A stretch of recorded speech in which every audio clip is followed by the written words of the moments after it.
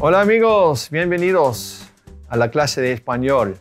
Hi friends, welcome back to the Language Tutor. Well, today friends, I have a lesson for you that I believe is going to be very beneficial to you. I hope it won't, but it could be very beneficial to you when you're traveling to other countries. So today I want to talk to you about some health-related terms, body parts. We're just going to get those things down because in the next lesson, we're going to talk about how to state what hurts. And so it's important that you know these words because I promise you, I've traveled to many countries and I have seen people get sick before. Believe me, more than once. Usually when I travel, somebody does get sick at some point. So it is good to know how to state symptoms and discuss what's going on. So I would get some, paper and pencil ready. Today is going to be a lot of vocabulary words. You may want to watch this lesson time after time and over and get these words down because we're going to have a lot of vocabulary today, which is good. We need to bring in as many words as we can. So get ready to write. Here we go. Now we're going to start with parts of the body. We're just going to start up here and kind of work down, okay? So first of all, the head is cabeza, cabeza. And our eyes are ojos, ojos. Okay? Our ears, there are actually more than one word for these, but we'll start with one. Our ears are orejas, orejas. And our mouth is la boca, boca. Your face in general is cara, la cara.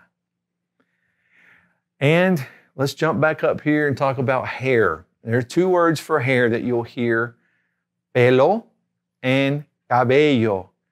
Pelo and cabello. Now don't mess that up and say caballo because that means horse. So you want to be talking about the right thing there. Now let's go to our neck is the cuello, cuello. Our throat, sometimes we have pain there, garganta, garganta. Our shoulder is hombro, hombro. The chest is pecho, pecho. Now let's move down to arm is brazo, brazo. Now the hand is a little bit different.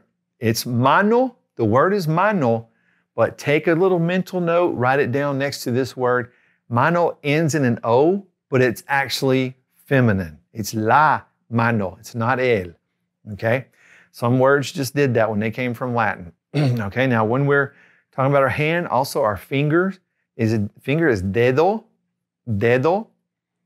Now we get to our stomach is estómago, accent there, estómago.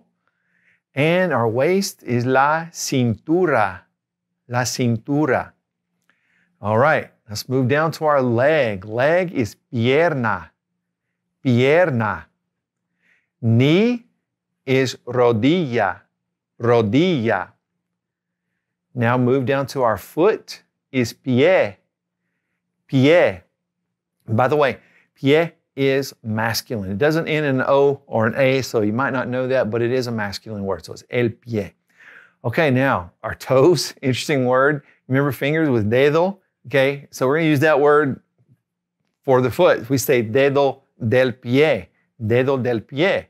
So it's an interesting way of saying toe, just specifying for the foot. Okay, now we got several body parts there. Let's move into how we're feeling for a few minutes. We're going to use estar with a lot of these words, okay? But first of all, happy is contento, contento. It's also feliz, feliz. I know you've probably heard that word before in a song. Sad is triste, triste. Nervous, it's a lot like English, nervioso, nervioso. Calm, if you're calm, is tranquilo. Now think about that in English. It's tranquil, right? We have a word tranquil that means something's very calm and peaceful. So tranquilo. Now if you say I'm in a good mood, that's estar de buen humor. To be of good humor is really what you're saying. And you can probably guess what bad mood is. Estar de mal humor. That M-A-L comes from the Latin meaning it's bad, it's not good news. We have words in English like malignant that it's bad, right? Okay, I'm tired. Give you one more feeling word. Tired is cansado. Cansado. Okay, now that's a fun word because if you leave out the one letter of that and say casado, it means married. So you want to make sure you say cansado. Okay.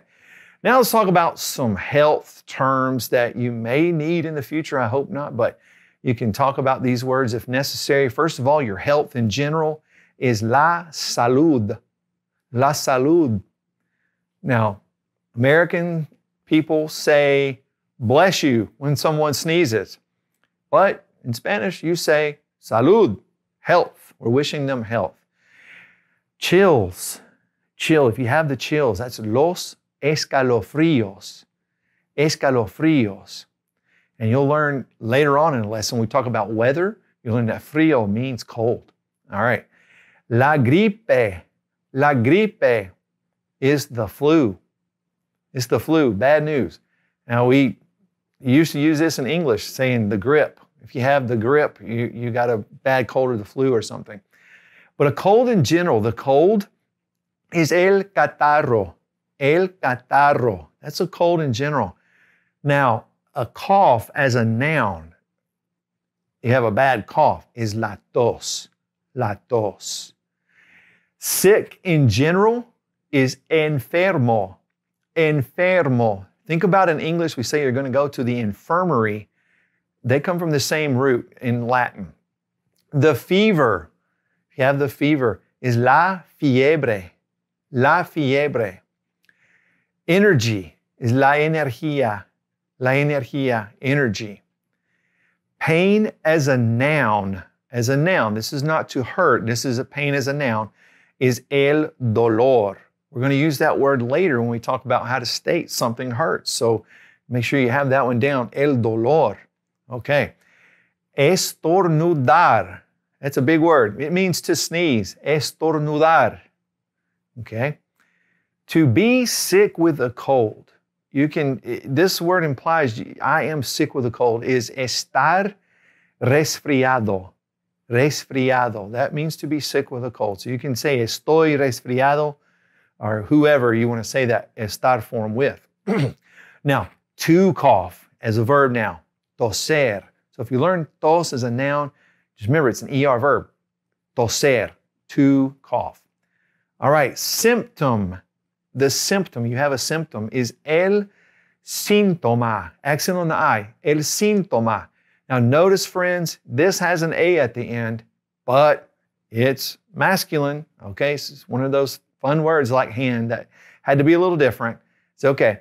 Now, to stay in bed, you're not feeling well, to stay in bed is guardar cama. Guardar cama. Now, the doctor, referring to the doctor, is el médico. El médico. All right. Now, the doctor might do this, recetar. He's going to prescribe something. That means to prescribe. And a prescription as a noun, it comes from that verb, la receta. La receta. The prescription. Okay. Now, this is interesting. When you see the doctor, a lot of times you have a cold or whatever, they want you to open your mouth, right? So I'm going to put this up here. Abrir la boca. Abrir la boca. Now, the English-speaking doctor says, open your mouth, open your mouth. But in Spanish, he's going to say, open yourself the mouth. Now, that's going to come later when we talk about reflexive verbs. But just know, abrir la boca, he's going to say the mouth, okay, or she. Now, to believe or think is creer. Creer. I think you have the flu. Creer. And that's a verb like we talked about before. Leer, to read, it has two E's together. So when we take off the ER, we're still left with an E. So creo, crees, right? Now, the diagnosis. This is just like English, but say it with Spanish pronunciation. La diagnosis. La diagnosis. Hospital, just use that English word, but remember it's masculine. El hospital, el hospital. Now, an injection or shot is la inyección, la inyección. Just a quick reminder, we've talked about this before, but when a word ends in ION in Spanish, we know two things about it. First of all, we know it has an accent on the O, and we know it's feminine. Okay, so that's just a quick little grammar reminder for you. Antibiotic, el antibiótico, el antibiótico. The dose is la dosis, la dosis. Aspirin is la aspirina. It's almost like the English, la aspirina. And medicine is la medicina, la medicina. And we're almost done. I want to get to the word pill. You know, you give somebody a pill as a medicine, as some type of medicine. There are actually three words that people will use in the Spanish-speaking world for pills, tablets that you use. And again, dialects are different in every country you go to. So the first word you might see is la pastilla, la pastilla. You might also see la píldora, or la tableta, la tableta. Okay, friends, I've given you a lot of vocabulary in this lesson, so I want to encourage you to get those words down as much as possible. Memorizing is one thing, practicing in conversation internalizes and gives you long-lasting learning. So start talking about these in context. Just name parts, everything you can, just talk about it as much as you can, okay? I know you're going to do great. That's it for this lesson today, and I'm going to see you the next time on The Language Tutor. Friends, thanks for watching The Language Tutor. If you have a question for me, feel free to leave it in the comment section below the video. And please click subscribe and the notification bell so that you'll never miss any of our language lessons.